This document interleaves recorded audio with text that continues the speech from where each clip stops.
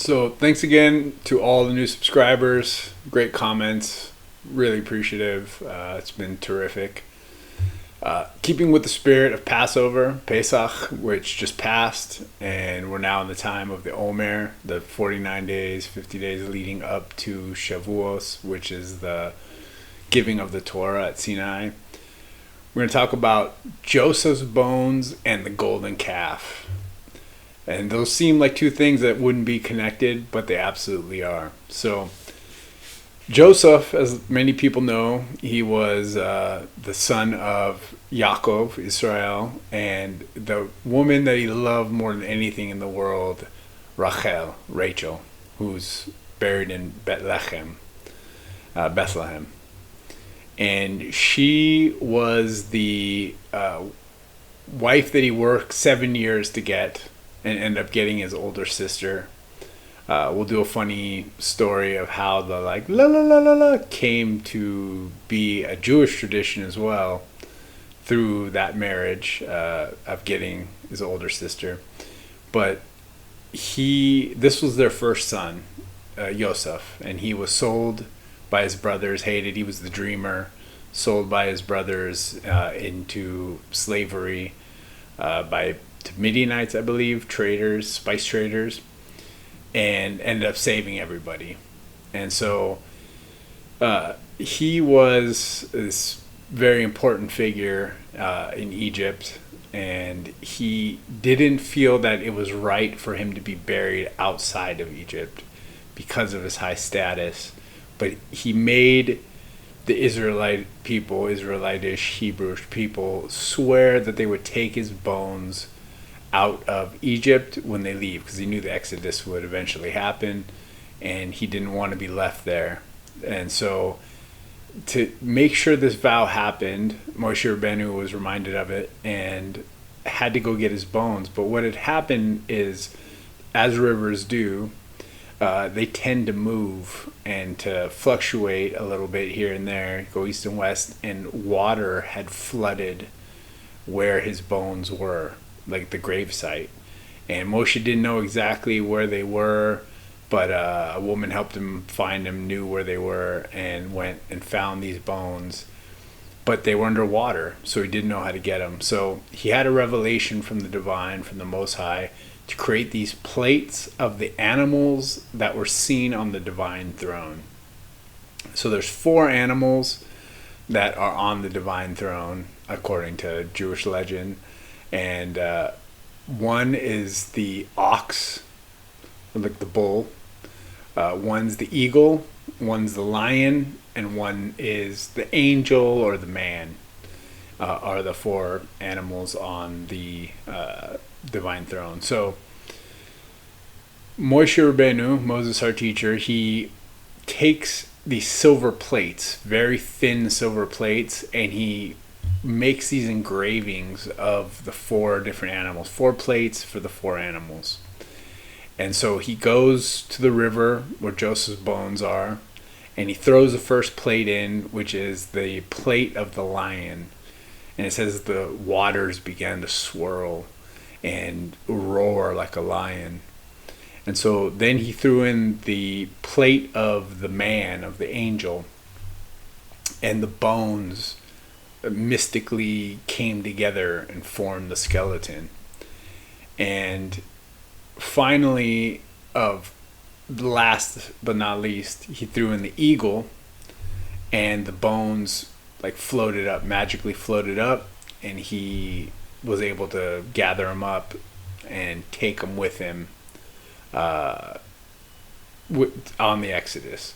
Which actually, it's cool. There's a cool statue set remembering this event here in Beersheba at one of the malls, and it has Moshe Rabbeinu leading the Exodus and them carrying the coffin of Joseph's bones. And so in this story, there's one plate, if you notice, that's left over, and this is of the ox or the bull. And so it says when they get to Sinai, which would be Shavuos, which is like the coming up soon, they we're waiting for Moshe Rabbeinu to come, and 40 days he was on the mountain, and at the end he was supposed to be down already, and he hadn't come back yet. And so they started to get frustrated, and it says in Midrash that there was an image they saw of like a body. It said the Satan, who we'll do a video on, really his beef, not against so much God, but against man. His real beef has always been against man. And I have been promising that video. We have to get that one in. I'll try to do it in this set. But they showed an image of like a dead man on like floating by in the clouds. And so everybody started to think that Moshe Rabbeinu was dead. So they said, make us an idol. We need something to worship, like they had in Egypt. And so Aaron, Aharon HaKohen Gadol, is Aaron the high priest, is mortified by this, absolutely mortified. So the first thing he says is, go get your earrings from your wives and your children. Go get the gold from them. And thinking in his mind that when they go to their loved ones and they see that they have to take the jewelry from them, they'll come to their senses and be like, no, we can't take our wives' earrings and nose rings and different types of gold and from our children. This is horrible. But they did. In their crazy mindset, they went and the women, and this is to one of the testaments to the women of Am Yisrael and how righteous they really were unwilling to give any of their earrings or their nose rings or their children's jewelry. And so the men just started ripping earrings out of their ears and doing horrible things and proceeded. And this last plate that was with them, Moses, after he didn't use it, he was so busy gathering the bones and doing what he had to do that he just handed it off to a woman. So she ended up having this plate, the silver plate that had the bull, the oxen on it. And so when they bring all the gold and silver, this is one of the items they bring with them. So Aharon HaKohen Gadol fashions the tools, and then it's like a molten calf. He throws it all into the fire, and a calf pops out, like a molten calf. And it's because of this mystical plate that was in there that this all happens. And so the people go nuts. And so to try to buy more time, though, they're already so far into the sin. He's like, let me build an altar, thinking he could take his time and kind of they'll come to their senses and see this is idolatry. And they don't, obviously. And so the divine story tells Moshe Rabbeinu, Moses our teacher, to go down to the mountain. That he calls them your people. Your people are that you brought out of Egypt are sinning. And this is where Moses stands up for him. He's like, man, I'm ready to wipe them out. The divine says, I'm ready to wipe these people out. He's like, how can you? Please don't. The nations, you did all these miracles, and the nations will think they just perished in the wilderness. You made promises to the forefathers, Abraham, Isaac, and Yaakov, right? Abraham, Isaac, and Jacob, that you were going to deliver them and make them a nation more numerous than the stars. So please don't do this. And so he calms down. Moses goes down with the tablets and breaks them, when he sees the debauchery going on. But that's one of those crazy midrashic stories that you would never guess. Joseph's bones and the golden calf, and how the golden calf, when you read it in the Hebrew, it pops out as a golden calf. He actually, Aharon, forges the tools from the gold, but he casts it in the fire, and out comes the golden calf, this molten calf. And so some people say they cast, I think in the English translation, the cast is more of the bull, but in the Hebrew, it's more that he made the tools and then cast it into the fire, not made a cast of it. So it's confusing. But that's actually the story of how the golden calf came to be. and how it was tied in with the gathering of Joseph's bones. Yosef Hatzadik, right? The righteous Joseph, Joseph the righteous, came to be. So I wish everyone the blessing of having endurance in our faith and in our lives when things don't seem to be working out, or we think we know what the outcome is supposed to be and it hasn't come yet, to be patient. It says all the sins and all the suffering of Am Yisrael all ties back to this golden calf.